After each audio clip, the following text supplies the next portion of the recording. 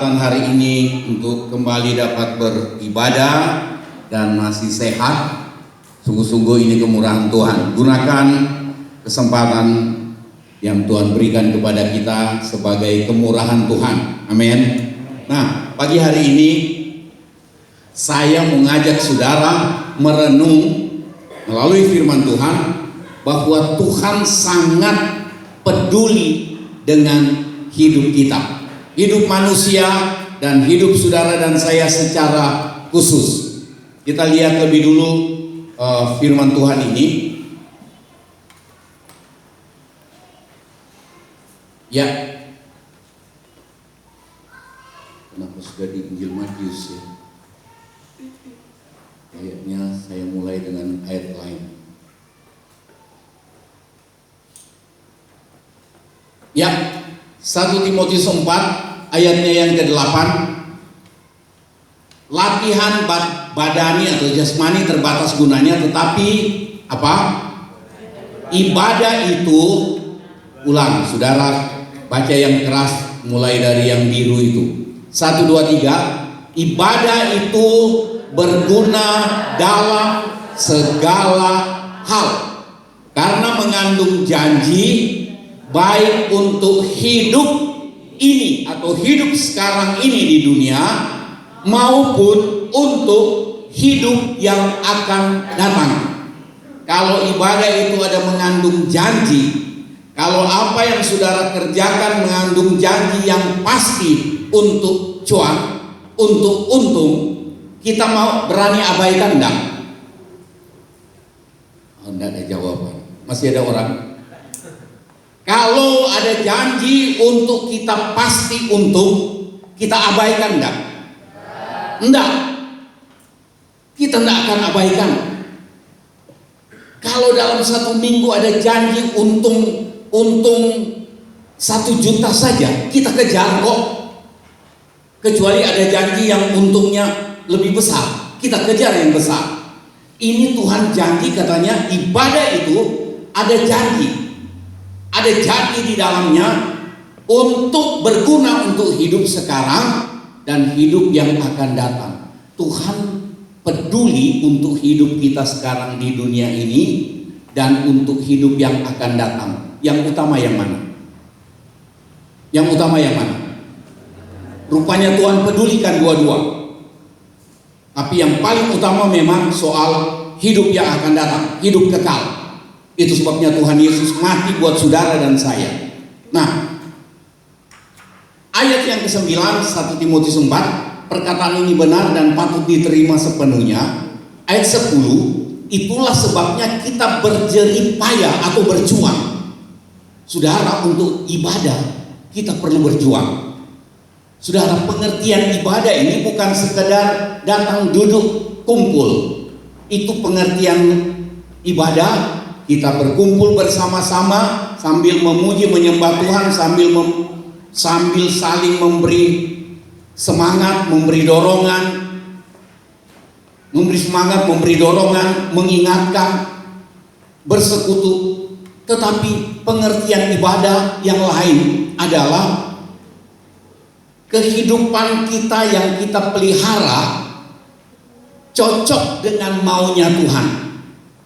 Jadi kita jaga hidup kita ini kudus.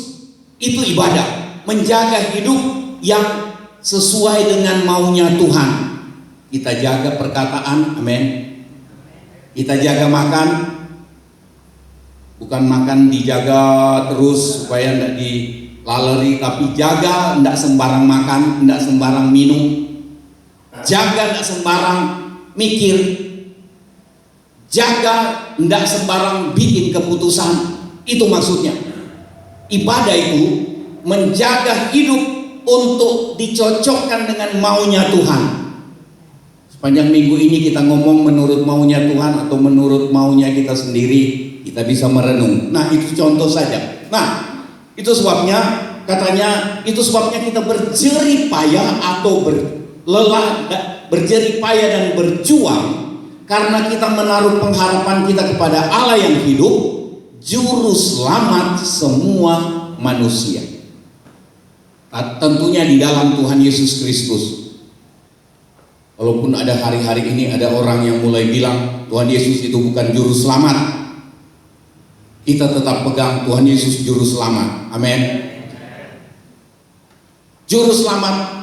Jadi Tuhan perhatikan hidup kita di dunia ini sekarang, tentunya soal makan, minum, pakai, kemudian apa yang kita sangat butuhkan. Tuhan perhatikan hidup di dunia ini. Tuhan mau supaya kita tidak khawatir, karena kekhawatiran itu minggu lalu kita bahas merugikan, tetapi kebanyakan kita masih mau khawatir. Berarti kita tanpa sadar kita mau rugi, padahal Tuhan mau kita untung. Nah itu, jadi kita lihat ada satu ayat tambahan. Nah tadi itu Matius 6 ayat 31, kita mau perhatikan bahwa Tuhan mempedulikan kita. Matius 6 ayat 31, jangan kamu khawatir dan berkata, apakah yang akan kami makan, apakah yang akan saya makan, apakah yang akan saya minum, apakah yang akan saya pakai. Kemudian Tuhan Yesus bilang begini, semua itu dicari oleh bangsa-bangsa yang tidak mengenal Allah. Maksudnya itu pun dicari oleh orang yang tidak mengenal Allah, dan banyak kali mereka berhasil. Nah, semua itu dicari oleh bangsa-bangsa yang tidak mengenal Allah. Baca sama-sama ulang ayat yang kalimat yang terakhir dari ayat 32 ini. Akan tetapi 1, 2, 3, akan tetapi Bapamu ganti Bapakku. 1, 2, 3, akan tetapi Bapakku yang di sorga tahu bahwa aku memerlukan semuanya itu. Saudara perlu makan, minum, pakai, dan apa lain-lain yang dibutuhkan. Katanya Bapa di sorga tahu kalau kita perlu. Itu dia pedulikan. Bukan cuma tahu terus dia bilang, saya tahu tetapi saya tidak mau tahu, saya tidak urus. Bukan. Tuhan peduli dengan hidup saudara dan saya.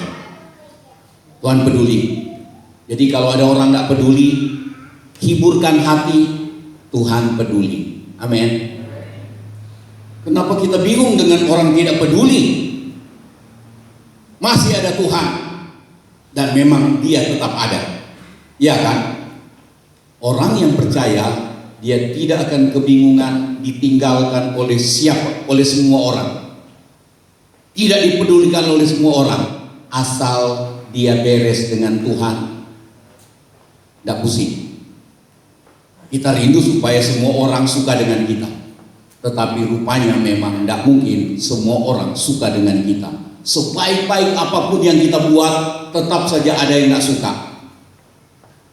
Bikin ini salah, gemuk salah, kedagingan terlalu banyak makan, kurus salah, tidak beriman, kurang makan, baju bagus terlalu mewah, artis, baju jelek cari perhatian, tidak ada yang betul. Jadi lihat orang pakai baju bagus, syukuri, walaupun kita belum sempat pakai baju bagus. Saya baru ketemu baju yang sudah dibeli lebih dari 10 tahun lalu. Rupanya sudah pojok-pojok. Saya baca $98, $94. Boy, banyak. Baru saya belum sempat pakai karena hari ini pakai batik. Sebetulnya saya mau pakai. Enggak. Tapi maksudnya begini. Kita tahu Tuhan perhatikan yang kita perlu. Amin. Tidak ada amin. Ya di desa memang banyak kali begitu. Pendetanya harus lebih semangat minta amin. Nah, cari tahu ini dia. Jadi Bapamu yang di surga tahu, Bapakku yang di surga tahu bahwa saya memerlukan semuanya itu. Tetapi Tuhan Yesus bilang tetapi, ada tetapinya.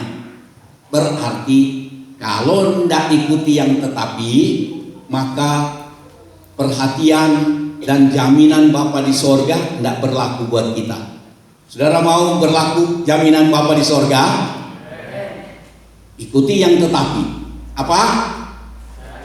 Cari dahulu kerajaan Allah. Berarti yang utama itu soal kerajaan Allah. Yang utama itu soal selamat. Amin. Kalaupun Tuhan izinkan tidak ada yang dimakan dan mati, rela. Asal selamat. Kan begitu. Tapi enggak. Ada yang sudah tidak ada beras? Belum, enggak tahan. Enggak. Kita belum beli beras. Nah. Cari dahulu kerajaan Allah dan kebenarannya, maka semuanya yang dicari oleh bangsa-bangsa yang tidak mengenal Allah, semua yang kita butuhkan, Tuhan bilang akan ditambahkan. Jadi bonus, bukan bocai, bonus. Saya nggak tahu kenapa itu ada bo dan bonus. Bonus, ada bonus ditambahkan. Jadi makin kita setia, tulus, sungguh-sungguh cari kerajaan Allah, bertahan hidup dalam kebenaran dan keselamatan, maka yang itu kita tidak minta itu datang. Bonus diminta tidak? Datang, harus datang kan? Beli satu dapat satu, buy one get one. Itu bahasa Madura.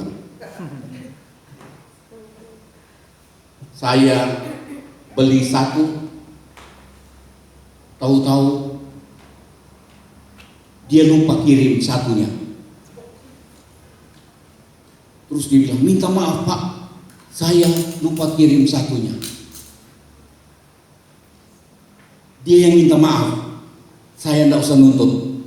Jadi cari dahulu kerajaan Allah. Makin kita sungguh, setia, tulus berjuang untuk cari kerajaan Allah dan kebenaran,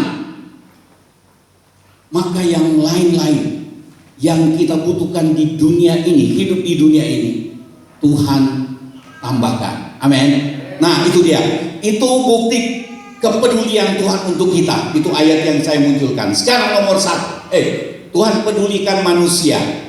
Yang pertama, Tuhan tidak menghendaki ada yang binasa. Itu karena kepedulian Tuhan. Saudara ingat dalam 2 Petrus pasal 3 dikatakan Allah tidak menghendaki seorang pun binasa. Jadi Tuhan datangkan macam-macam hal. Tuhan datangkan corona, Tuhan datangkan kesulitan ekonomi, Tuhan izinkan datang bencana dan segala macam untuk mengingatkan manusia. Manusia-manusia yang angkuh di dalam gereja, manusia-manusia yang angkuh di dalam dunia ini, dalam satu bangsa, termasuk di bangsa Indonesia. Tuhan datangkan segala macam hal, dan kita mulai lihat manusia-manusia angkuh. Ada yang tobat, ada yang nggak mau tobat. Seringkali Tuhan izinkan sampai dia terdesak begitu rupa. Saudara, karena kasih Tuhan, Tuhan ingin jangkau orang-orang ini supaya selamat. Ada banyak kesaksian, saudara tentu dapat banyak lihat, dengar di YouTube atau di media apalagi. Orang-orang yang begitu membenci pekerjaan Tuhan, membenci nama Tuhan Yesus dan seterusnya, Tuhan mengasihi dia seperti Tuhan lakukan untuk Paulus. Dan ada banyak hal yang terjadi di negara kita ini. Kita tidak sangka dia yang begitu membenci, dia pernah kerahkan beberapa banyak orang untuk merusak, membakar dan seterusnya. Tahu-tahu kemurahan Tuhan jangkau dia melalui apa saja, dan dia selamat. Kepedulian Tuhan atas manusia secara umum, Tuhan mau tidak ada satupun yang binasa, tetapi itu kembali kepada pilihan orang. Saudara dan saya mau memilih ikuti yang Tuhan mau atau ikuti kemauan diri sendiri. Nah, Tuhan menghendaki tidak ada satupun yang binasa. Tuhan pedulikan manusia, Tuhan utamakan keselamatan jiwa manusia. Yang Tuhan utamakan, pedulikan adalah keselamatan jiwa saudara dan saya. Kemudian Tuhan juga pedulikan kebutuhan kita selama hidup di dunia. Ada orang bilang begini, oh gereja itu cuma bicara, cuma beritakan soal nanti masuk surga, padahal masih hidup di dunia. Siapa yang bilang?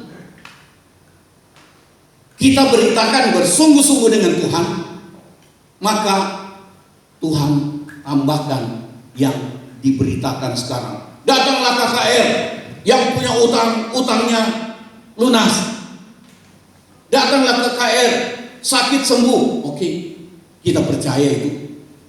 Datanglah KKR dan semua janji secara jasmani. Sasaran untuk bikin tobat orang itu kecil sekali diberitakan. Tidak seimbang ini. Tuhan mau kita beritakan seimbang. Tuhan pelihara hidup di dunia ini, Tuhan utamakan untuk hidup yang akan datang. Amin. Itu yang harus kita ingat. Nah, yang pertama, kepedulian Tuhan. Tuhan mendatangi manusia dalam kejatuhannya, manusia yang sudah jatuh ke dalam dosa. Tuhan datangi siapapun dia. Saudara masih ingat dosa yang pertama masuk ke dalam dunia ini, Kejadian 3 ayat 9, ketika manusia sudah melawan apa yang Tuhan perintahkan, jangan kamu makan. Manusia ambil makan dan mereka dapati mereka telanjang. Kemuliaan Allah yang membungkus, yang menyelubungi, menutup mereka hilang. Mereka lihat, mereka telanjang. Ada yang sudah tidak beres, ada yang sudah tidak beres. Nah, tetapi dalam kebingungan manusia karena sudah jatuh dalam dosa, saudara, kalau orang jatuh dalam dosa, dia akan ada dalam kebingungan dan ketakutan. Rasa takut menghantui hidupnya. Kalau tidak dibereskan tuh dosa, sampai mati dia hidup dalam ketakutan dan berujung di kengerian kekal. Tidak akan ada akhir. Ini yang mengerikan. Itu sebabnya kita bersungguh-sungguh bersemangat untuk memberitakan ini. Kemudian kita lihat kepedulian Tuhan. Tuhan Allah memanggil manusia. Tuhan datang cari. Tuhan yang bertindak. Bukan manusia, bukan Adam dan Hawa tiba-tiba mereka lihat kita telanjang, kita sudah langgar perintah Tuhan. Mari kita berdua datang menghadap Tuhan. Ya Tuhan, kami sudah salah, kami sudah berdosa. Enggak. Dia bingung cari jalan keluar sendiri. Dia petik carang-carang dan daun pohon ara untuk tutupi ketelanjangannya. Manusia kalau jatuh dalam kesalahan, segala macam cara dia pakai untuk tutupi. Seringkali menghalalkan segala cara untuk tutupi dosa. Koruptor tutupi dosa, segala macam cara dia bisa tempuh. Orang-orang yang menyimpang, dia punya cara banyak untuk coba tutupi itu. Itu juga yang Adam dan Hawa lakukan. Dia tutup ketelanjangan dia ambil daun koara. Tapi Tuhan datang memanggil manusia dan berfirman kepadanya, di manakah engkau? Kalau terjemahan dulu dikatakan, Adam, di manakah engkau? Manusia, di manakah engkau? Bukan Tuhan tidak tahu Adam dan Hawa ada di mana, sembunyi di mana. Tetapi yang Tuhan ingin tanya, kamu sudah sampai di mana itu perjalanan hidupmu? Pertanyaan Tuhan buat kita semua hari ini. Kita punya kelakuan ada di mana? Kita punya hati, perjalanan hati, hubungan kita dengan Tuhan ada di mana hari ini? Sikap hidup kita dalam rumah tangga, dalam pengiringan ke Tuhan ada di mana? Sampai di mana? Apakah sudah sembunyi seperti Adam dan Hawa? Kemudian ayat 10, Adam menjawab, ketika aku mendengar bahwa engkau ada dalam taman ini, aku menjadi takut karena aku telanjang, sebab itu aku bersembunyi. Saya ada bikin catatan Lukas 19 ayat 10, peristiwa Zakheus. Firman Tuhan katakan, Tuhan Yesus bilang, aku datang untuk mencari yang terhilang. Aku datang untuk mencari yang terhilang. Manusia ketika bikin dosa, dia terhilang dari Tuhan, terhilang dari jalan yang menuju keselamatan, menuju kembali kepada Tuhan. Saudara, terhilang dan Tuhan cari. Saya pernah nyanyi sepotong di depan saudara, nyanyian yang pernah saya ikut-ikut dengar, belajar, ikut nyanyi di gereja di Sabang dulu. Sabang sampai Merauke, di Sabang itu. Dalam, saya tidak tahu saya ucapkan benar apa enggak ini. Bilang, Yesus cari saya. Ada kata-kata Culai Swidwo, Tuhan katanya datang cari saya. Wih, enggak tahu yang Sisuen, betul enggak yang saya ucapkan? Oh, enggak tahu, sudahlah, enggak usah pusing kalau enggak tahu. Nah, Yesus cari saya. Yesus cari saya. Yesus cari saya. Culai swinwo, swinwo. Keren nyanyi itu. Tuhan cari kita. Tuhan cari saya. Bukan saya yang cari Tuhan. Tuhan cari saya dengan caranya sendiri. Malah dia kejar sampai di tengah laut. Mau nyerah, masih keras, mau tenggelamkan tuh kapal, baru nyerah. Banyak cara Tuhan untuk panggil kita, untuk lawati kita. Tetapi perhatian Tuhan yang pertama kita lihat pagi ini adalah Tuhan datangi manusia dalam keadaannya yang berdosa. Nggak jadi suci dulu, dia bilang jangan dekat-dekat aku karena engkau berdosa. Tuhan cari kita dalam keadaan yang berdosa untuk ditolong, untuk diselamatkan. Amin. Tapi kalau waktu Tuhan cari, jangan tunda waktunya, jangan tolak. Ada ayat kan yang seringkali saya singgung. Pada hari ini jika engkau mendengar suaraku, jangan keraskan hatimu.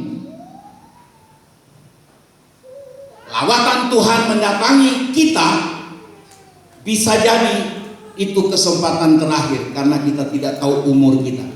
Mungkin Tuhan ingin kasih kesempatan kedua, tetapi umur kita habis. Jadi kalau Tuhan lawat kita, entah dengan cara apa, entah melalui khotbah pagi ini, atau melalui renungan apa yang saudara baca, atau di WA saudara lihat ada renungan orang kirim. Kalau itu lawatan Tuhan buat kita, jangan abaikan. Nah, itu yang pertama. Tuhan datangi manusia dalam kejatuhannya, dalam keadaannya yang berdosa. Ayat yang ke-11 firman-Nya, siapakah yang memberitahukan kepadamu bahwa engkau telanjang? Apakah engkau makan dari buah pohon yang kularang engkau makan itu. Rupanya Tuhan kalau datang ke manusia dalam keadaan berdosanya, Tuhan mempertanyakan sikapnya. Kalau saudara dan saya jatuh dalam dosa, bikin pelanggaran, Tuhan lawat kita untuk menolong kita karena Tuhan peduli. Tuhan mengingatkan kita soal pelanggaran. Jadi kalau Tuhan ingatkan soal pelanggaran, lebih baik bikin urusan, berurusanlah dengan Tuhan. Bikin penyelesaian dengan Tuhan. Nah, apakah engkau makan dari buah pohon yang kularang engkau makan itu? Saudara, kalau saudara baca kisah ini, Adam tidak jawab iya. Adam jawab menghindar. Ini loh si perempuan yang engkau berikan kepadaku. Ini loh gara-gara istriku. Ini loh gara-gara papaku, mamaku. Ini loh gara-gara anakku, gara-gara suamiku. Kita ndak ngaku, kita lempar salah ke orang lain. Dan seakan-akan, bukan seakan-akan, ini Adam sedang menyalahkan Tuhan.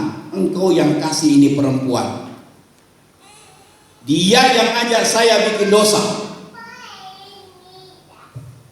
Saya pernah sampaikan kepada saudara mengenai ada dosa pria, dosa suami yang disebabkan oleh istri, tetapi dia tidak dapat menyalahkan istri, tidak boleh menyalahkan istri, karena itu keputusan dia untuk berbuat dosa.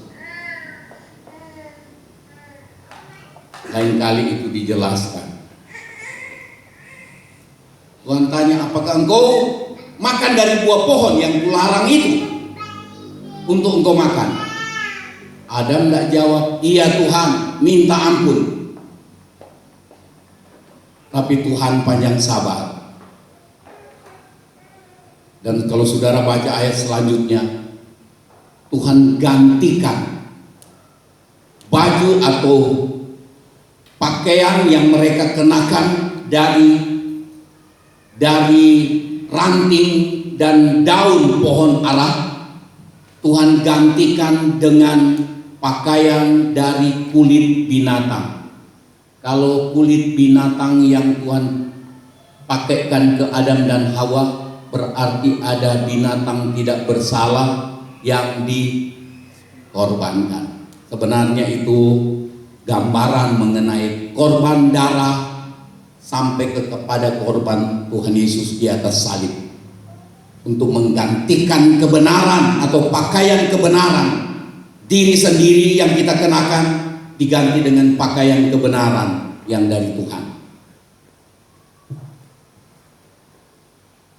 Itu yang Tuhan lakukan, mendatangi manusia dalam kejatuhannya. Memang Tuhan urus, Tuhan tanyakan soal dosanya, Tuhan minta jawaban.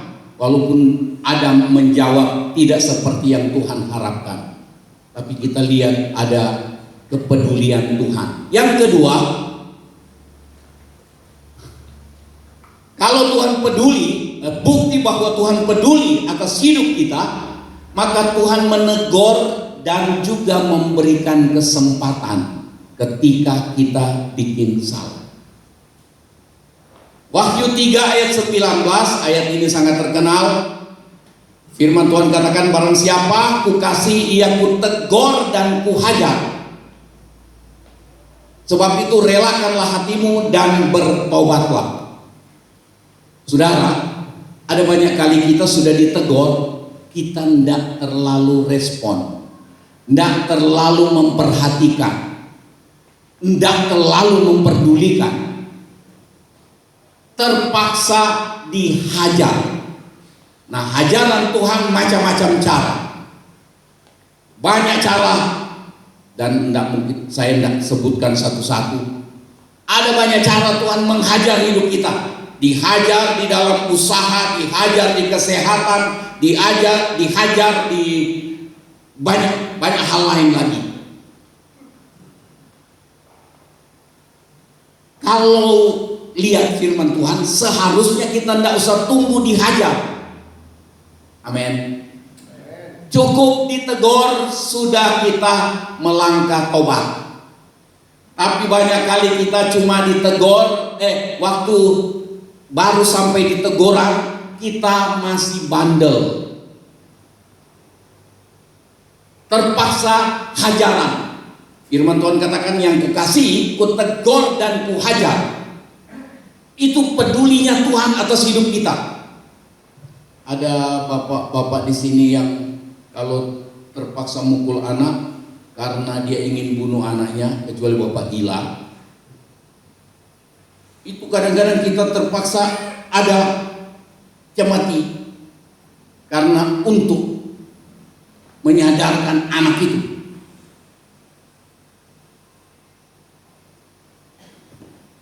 Tujuannya supaya dia dibawa, dituntun ke cara hidup, ke jalan hidup yang benar. Itu juga kepedulian Tuhan atas hidup kita. Ditegur, masih bandel, dihajar. Yang kukasih, kutegur dan kuhajar, Tuhan bilang, itu sebabnya relakan hatimu dan tobat. Itu pesannya. Relakan hatimu ditegur, dihajar, dan melangkah tobat. Ayat 20, lihat aku berdiri di muka pintu dan mengetok. Jikalau ada orang yang mendengar suaraku dan membukakan pintu, aku akan masuk mendapatkannya, dan aku akan makan bersama-sama dengan dia, dan ia bersama-sama dengan aku. Itu jemaat di Laodikia. Tuhan beri kesempatan. Setelah Tuhan bilang, yang kukasih kutegur dan kuhajar, Tuhan bilang sama jemaat Laodikia, kalian merasa kalian sudah kaya ya, kaya materi. Mungkin gerejanya Laodikia itu macam-macam, semua yang mewah-mewah, mulai dari sound dan apa semua mewah. Mungkin mereka pakai mimbar dari emas, saya tidak tahu. Pokoknya mewah. Mungkin yang melayani semua pakai jas yang mahal-mahal, segala macam. Baik, programnya bagus sekali. Tapi Tuhan bilang, engkau sudah dorong aku keluar. Aku tinggal ada di luar dari gerejamu. Sampai Tuhan bilang, lihat, aku berdiri di muka pintu dan mengetok. Wah, aku berdiri di muka pintu, Tuhan di luar. Mereka sibuk di dalam, sibuk ibadah, sibuk program. Mungkin masih ada pujian dan penyembahan katanya. Dan berlaku yang Tuhan Yesus bilang di Injil Matius 15 itu, ayat 8 dan 9. Bangsa ini memuliakan aku dengan bibirnya, memuji, menyembah dengan bibir, tetapi hati jauh daripadaku. Kita harus awasi hidup kita supaya kita tidak terjebak. Terlalu gampang kita terjebak di hal seperti ini. Tuhan bilang, engkau merasa engkau sudah kaya dengan materi, kaya dengan ide, kaya dengan segala macam hal yang dibutuhkan untuk perlengkapan pelayanan, perlengkapan gereja. Tetapi sesungguhnya engkau telanjang dan miskin, Tuhan bilang. Jadi di penilaian Tuhan, jemaat Laodikia miskin dan telanjang. Ketelanjangan, dan kita ingat ketelanjangan Adam dan Hawa karena kejatuhan dalam dosa. Mereka, Adam dan Hawa masih mending, mereka sadar mereka telanjang. Ini jemaat Laodikia, Tuhan Yesus katakan, engkau tidak tahu engkau telanjang. Saudara, kalau orang yang telanjang dia tidak sadar dia telanjang, orang apa itu? Yang bola balik lewat sini, orang gila. Kalau saudara dan saya tidak menyadari bahwa di hadapan Tuhan kita sedang telanjang karena bikin dosa, kita orang gila. Di hadapan Tuhan maksudnya. Di hadapan masyarakat kita orang waras yang sewaras-warasnya. Tapi di hadapan Tuhan kita orang gila segila-gilanya. Kan celaka itu. Lebih banyak orang bilang kita gila asal Tuhan bilang waras. Kenapa belok ke sana? Itu tidak ada ayatnya. Nah, Tuhan kasih kesempatan. Siapa yang buka pintu? Buka hati. Buka hati. Apa? Untuk jamahanmu berserah penuh. Ya, selanjutnya dan selanjutnya. Buka hati. Buka hati untuk rohmu Tuhan. Buka. Tuhan bilang siapa yang buka hati, siapa yang buka pintu, aku akan masuk. Aku akan bersekutu dengan dia, makan bersama-sama dengan dia. Mendapatkannya dan aku akan makan bersama-sama dengan dia. Dan ia bersama-sama dengan aku. Kembali terjadi persekutuan dengan Tuhan. Periksa hidup saudara dan saya. Apakah masih rasa suka untuk memiliki keakraban hubungan dengan Tuhan, atau kita lebih suka mikirkan hal-hal duniawi, kita lebih melekat ke hal-hal itu. Tidak salah mikirin bagaimana dapatkan keuntungan harta yang lebih banyak, tidak salah. Tapi kalau karena itu kita abaikan untuk memelihara hubungan erat kita dengan Tuhan, maka kita sedang ada di jalan yang salah. Tuhan peduli dengan kita. Pasal 2 ayat yang kelima dari kitab Wahyu mengenai jemaat Efesus. Jemaat Efesus itu aktif. Jemaat Efesus itu kelihatan sangat rohani. Saudara, jemaat Efesus itu luar biasa. Tuhan Yesus bilang, engkau tetap setia, tidak menyangkal aku. Wih, hebat. Tapi ayat yang kelima Tuhan Yesus bilang begini, ingatlah betapa dalamnya engkau telah jatuh. Tuhan Yesus bilang ke jemaat Efesus, engkau ada satu hal yang aku perkarakan dengan engkau. Engkau sudah tinggalkan kasihmu yang mula-mula. Saya tidak tahu saudara waktu alami kasih yang mula-mula dengan Tuhan. Saya masih ingat ada satu bapak di sini yang alami kasih mula-mula dengan Tuhan. Dia bakar komiknya yang mahal. Dia datang bawa ke kami, dia bakar. Saya lihat kasihnya yang mula-mula yang luar biasa itu. Dan sekarang saya pernah alami kasih mula-mula dengan Tuhan. Dan kita rindu itu dipelihara. Kalau kita jujur, kita sekarang jauh dari kasih mula-mula. Dan mungkin peringatan ke jemaat Efesus itu juga peringatan buat saudara dan saya. Ingat betapa dalamnya engkau telah jatuh. Itu Tuhan Yesus yang bilang. Orang bilang, mengono, cuma begitu. Saya ini masih setia, masih terlibat melayani, masih ibadah, masih baca firman, masih suka nyanyi. Tapi Tuhan bilang ke jemaat Efesus, betapa dalamnya engkau telah jatuh karena engkau telah tinggalkan kasihmu yang mula-mula. Wih, itu ngeri. Tapi itu kepedulian Tuhan. Tuhan datang menegur, tetapi juga memberi kesempatan. Kesempatannya buat jemaat Efesus adalah betapa dalamnya engkau telah jatuh, bertobatlah dan lakukan lagi apa yang semula. Saudara masih ingat apa yang saudara lakukan semula ketika bersemangat dengan Tuhan? Saudara pernah ucapkan sesuatu dalam kasih yang mula-mula ke Tuhan. Tuhan, wah, dengan sungguh-sungguh kita nyanyi, Tuhan, ku mau menyenangkanmu. Segenap hati, segenap jiwa, segenap kekuatan. Terus kalau kita merenung hari ini, apakah saya masih seperti itu?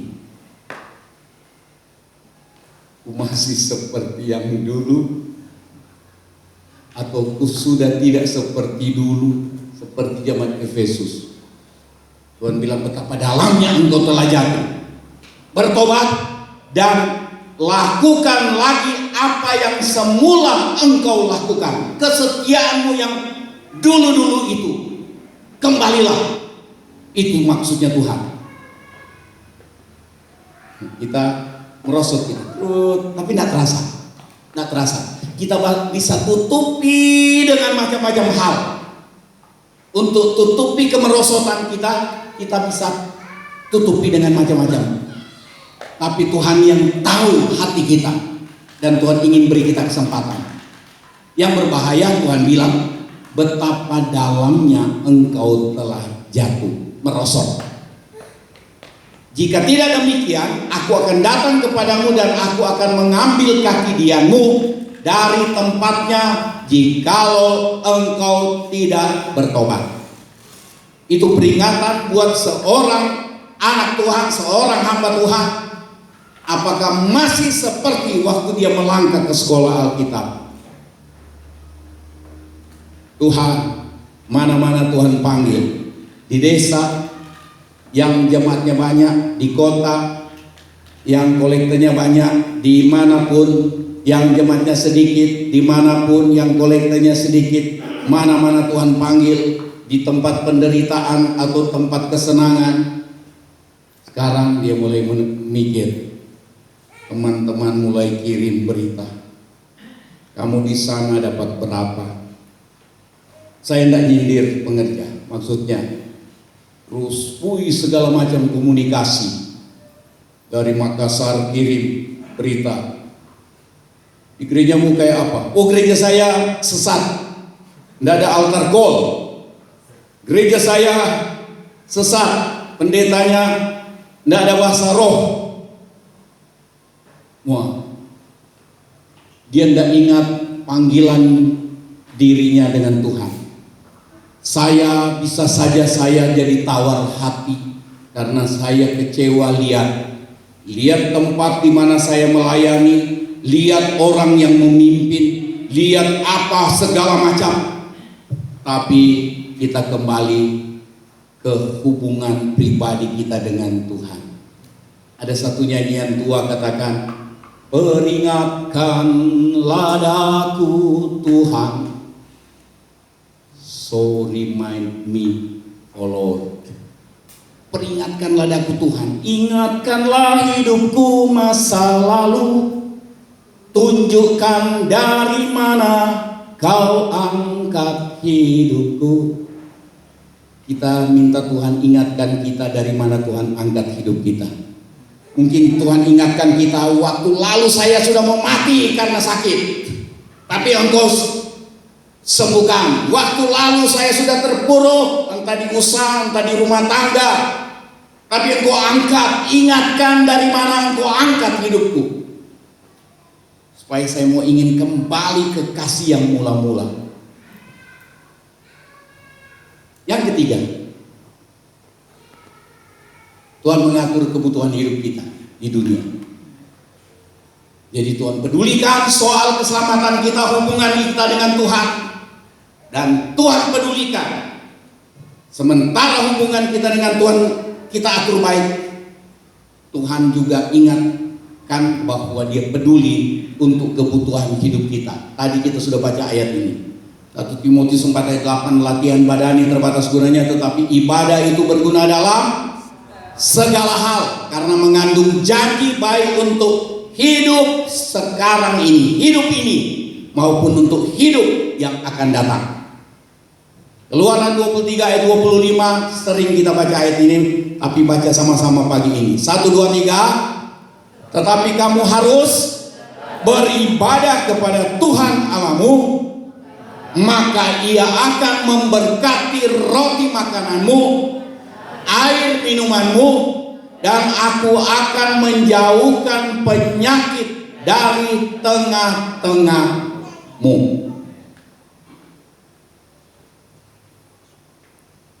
ayat apa yang saya tulis itu? Matius 6 ayat 31 sampai 33. Oh, sudah tadi. Tuhan bilang tidak usah khawatir, Tuhan peduli, Tuhan perhatikan. Saudara, kita lihat Tuhan memperhatikan kebutuhan kita, Tuhan peduli dengan kebutuhan kita. Hal yang utama soal keselamatan, tetapi Tuhan peduli untuk kehidupan, kebutuhan hidup kita selama di dunia ini. Tuhan peduli. Nah, tapi heran, yang kita baca beberapa ayat itu kuncinya Tuhan ingatkan soal ibadah. Jadi ibadah ini berguna bukan sekedar datang duduk di gereja, bukan sekedar datang kumpul, tetapi kita rindu, kita datang kepada Tuhan karena kita rindu untuk memuji, menyembah Dia. Kita menggunakan waktu ini sebagai waktu yang sangat spesial dari Tuhan untuk kita.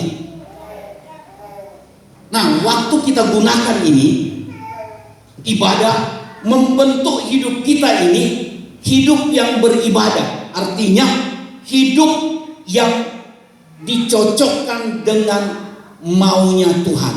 Memelihara hidup kudus, memelihara hidup yang berkenan kepada Tuhan tiap-tiap hari dalam segala segi. Waktu kita berdagang